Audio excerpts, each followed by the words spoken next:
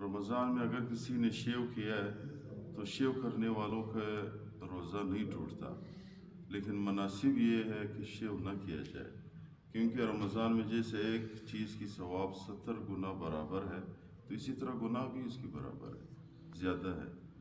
دوسرا، رمضان میں مسئلہ یہ، اگر کسی نے انسولین لیا، شوگر والا مریض ہے، اس نے انسولین لیا، انسولین والا انجیکشن گوشت میں لگایا تو اس سے روزہ نہیں ٹوٹتا ہے، یہ اس کی مجبوری ہے، کرنا چاہیے۔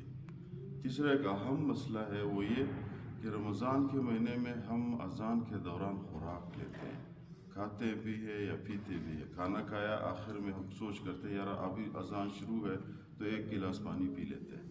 اگر کسی نے اذان کے دوران پانی پیا تو اس شخص کا روزہ نہیں ہے، کیونکہ اذان ہوتا ہے ٹائم کے، جب ٹائم داخل ہو جائے تو اذان شروع ہو جاتا ہے۔ ٹائم داخل ہونے پہ اگر کسی نے کھانا کھایا یا پانی پیا تو اس شخص کا روزہ ختم ہو گیا ہے۔